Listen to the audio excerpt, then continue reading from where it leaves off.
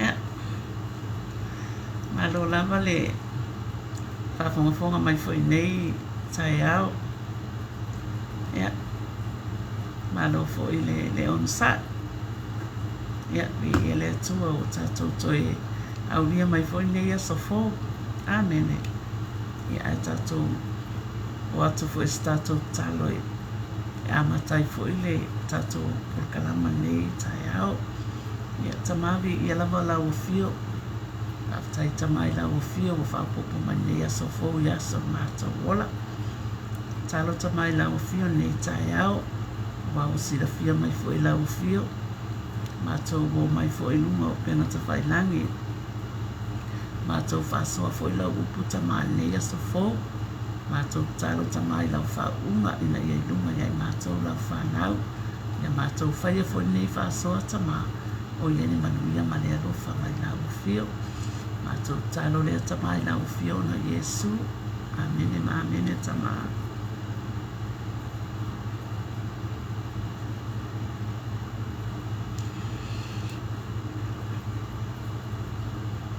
Ia o le tatou au nanga fo nei le o le whiau o Satauro, amene. Ia o le tatou au nanga fo nei o loo whapena fo i o na lalo fo i o le ala leo whale anganga o le Global Kenton TV, amene i New Zealand. Ia o nei fo i au nanga ia o loo whapena fo i o na o le ala leo whale anganga o loo whapena o na whatono i fo i le sunga whawhiangainga ia Mike Bretta. Ia fo o le whawhiangainga fo i o ia o le whaururuma fo i o le ala leo whaleanganga. Amene. Ia anei tai au ia i whapena fo i ona o whatalo whatu fo i le pa ia fo i mani mamalo si o tatou watunu o Samoa. O marei fua mai fo i nei aso fo i le anga le lei mani alofo o tatou matua. Whatalo whatu leo whaingamenga pa ia, leo whaingamenga mamalo, leo whaingamenga tatofi e le atua. Ia whatalo whatu le ainga o whatu atua le tino keriso. Ia o te whatalo whatu fo i le sunga le whawhiangainga. Ia Mike Bretta mo le whalitua ia Sarah. Ia mare no whaalo, ia mare e karesia i marewa. Ia o le vi inga i fo i le atua. Amene. Whatalo whatu fo i ni wo foi na pa anga nei por kalama o whapena fo i ona mai hoa mai fo ia na whafonga fonga mai i le nei tai au fo. Ia nei tai au ia au fo ia i tātou ona tātou o atu fo i e. I le awhiong pa ia le atua. Ia le tātou te mana tonatu fo i ia ma tātou ma whau fo i nei aso. Ia le whapena fo i ona tātou mana tunatu le anofo le atua nei aso fo amene ia o le fo i awa ia i tātou. Ia ona tātou o fo i e sa i le atu le awhiong pa ia le atua. Ia po le a fo i se fina ngalo o tama o whapena fo i ona au mai nei aso fo e whamau alunga i lona mi inga. Amene. Ia e whapena fo i ona tai alai nai fo i o lo tātou sawalinga. Ia e whai fo i no tātou oso whaleanganga nei tai au. Amene man nei aso fo. Ia whapena fo i ona ta ape atu fo i ia tangata whainga luenga. Ia ma tangata fo i whapena anga o atu i fi au fo i mga luenga nei aso. Ia whapena fo i ona whawhangaina le anganga i se upu mai le whionga pa ia le atua. Ina ia whangau salina i fo i ma whangau wa ai. Ia le ona whatotua i lo tātou le o Yesu Kirisa. Amen. Ia nei tai au ia. Pei fo i ona o tatano atu fo i o le whaolatanga. Amen. Ia whapena fo i ona taumomori atu fo i ni mau. I le whionga pa ia le atua. Ia whapena ona whalau tele i lo tātou malama anga i le upo le atua marama whina ngalo. Ina ia whapena ona maua o mai e tātou ia le manuia ma le alofa tunua mai le li ia o le maua aʻuga ia o le maua le taitonu le faafofoga mai foʻi le ʻaufaigaluega paia le atua amene ia aua taitonu foʻi ua silafia ona foʻi ia e tosusuma foʻi po faafeagaiga ia maua le faalataga e piu o toe avatu a e faamalatu foʻi ina ia e aoga uma foʻi mo tatou amene o le lomala e lima o le faiupu e valu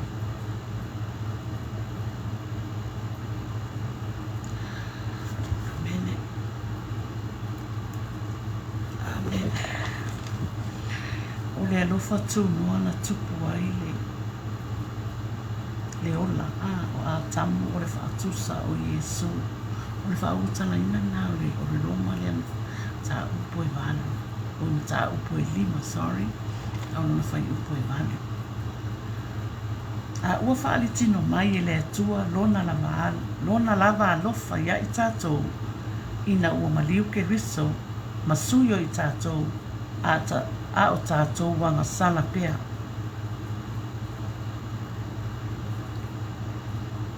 o lenei ua taʻuami o tonuina i tatou i le faatuatua o lea ua tatou lelei ai ma le atua ona o lo tatou alii o Iesu Keriso. Amen.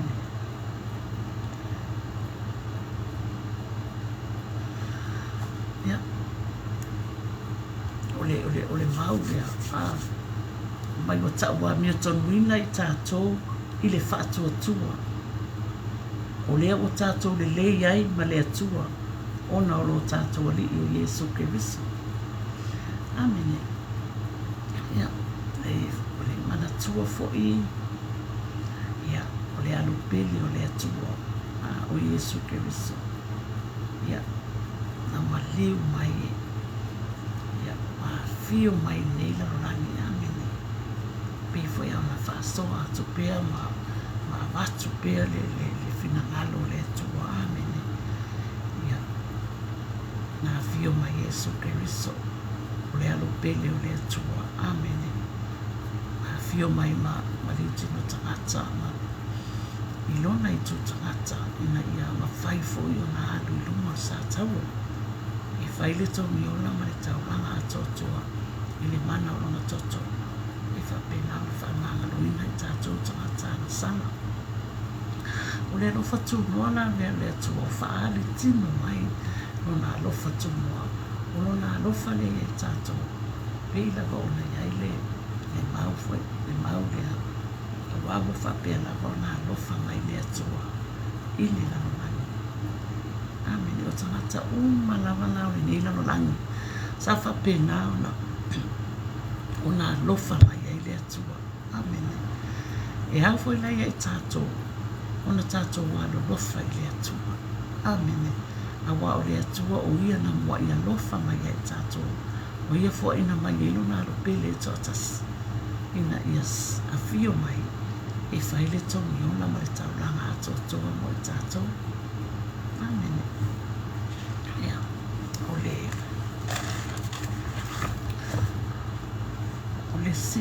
le sinimau na ua le tauti i le faaolataga amene o le loma na e ono a le faiupu e lua tolu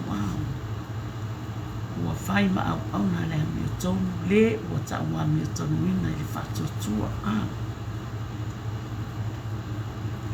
auā o le oti o le totomi lea o le agasala a o le ola faavavao o le mea foaifoaina mai lea le atua i lo tatou alii Keriso Iesu auā o le oti o le totomi lea o le agasala a o le ola faavavau o le mea foaifoaina mai e le atua i lo tatou alii o Keriso Iesu amene o le ola faavavau o le mea foaifoaina mai e le atua e ala i lona alopele o Iesu Keriso amene o i foʻi la ua faaalitino mai e foʻi le alofa o le atua i le lalolagi Amen. Lea fo iwa ia saumia ai le ola i whaavavau. E ana ilo naro pele o Yesu Keriso. Amen. Ule nei, watatanu whaatasi tātou, ma ia le papatisonga o lona maliu. Ina ia tātou sa vavali le ola toi fuata ina. Sorry. Pei ona toi whaatuina mai o Keriso na ye woti ile mamalu o le tamaa. Watatanu whaatasi tātou ma Keriso. Amen. O ala tātou whale tonu o au tātou leanga. Au tātou ia neila rani. Whai mai watatanu whaatasi i tātou ma Keriso ronga minga. Watatanu whaatasi tātou. Vatua i tātou leanga wa vatua i tātou maasanga. Amen. Ile maliu o lo tātou walupele. Ile maliu o lo tātou wali i o Yesu Keriso. Amen. A whai fo'i a whai fo'i oti whaatasi tātou ma Keriso. Wa tātou tāuwhi, tātou te ola fo'i whaatasi mai ia. Wa tātou iloa wa tātou mai Keriso na ye oti. Ele sorry. Ele toi maliu lava o ia, ele toi pule le oti ate ia, wa olona maliu, wa tasi lona maliu lale anasala, a olona soifua, e soifua lava ia i lale atua. E tasi, ka mai lea fiamu pa ia le atua, e tasi lale maliu o Yesu. Na maliu Yesu e whaangangaroina tātou wansanga. O toi tu manu malo Yesu Keriso, tātou tangata manu malo. Lala wa fio Yesu Keriso le au tamatau, o le atua, o lo fai o ia mapulu vanga mo i tātou. Amen.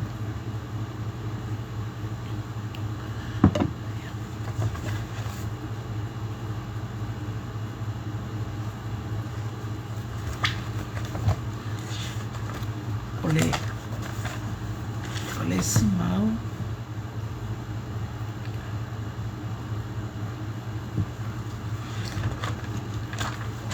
Sorry.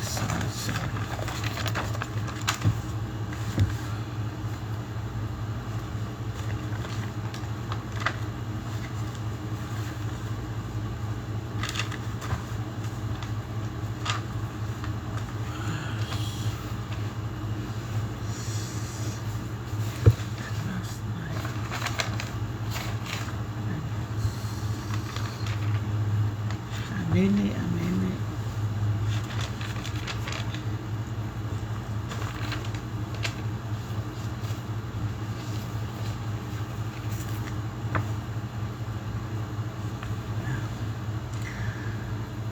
Resi tātou mau o le tusi aroma ma tā upu se fulu, whai upu iwa ma se fulu, amene.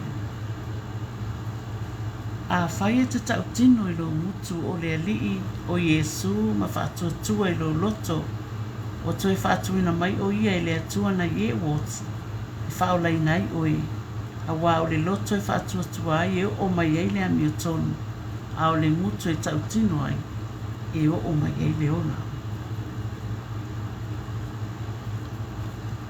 Amene. O le loto o lo loto i te whaatuatua ai e o mai la na mi o tonu. A o le mutu e tau tino ai e o mai ei le ona.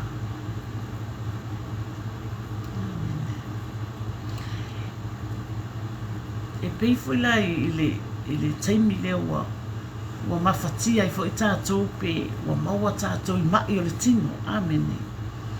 Ia i whapena fo i ona e tau tino atu i le atua se mai po se mawhatianga.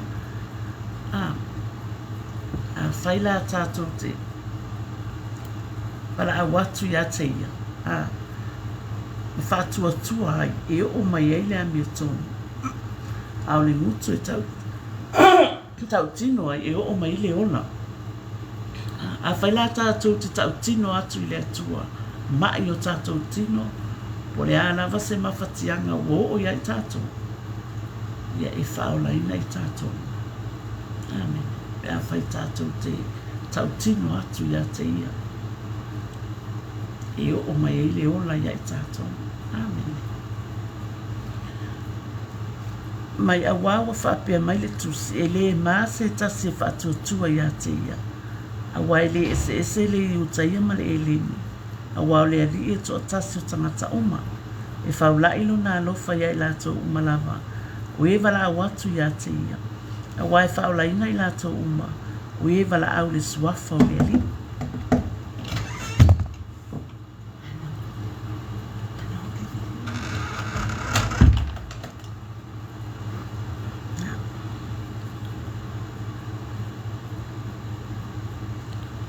O le nei e tupu le whatuatua le taulongonongo atu o le taulongonongo atu foi o le awhionga a le keriso lea.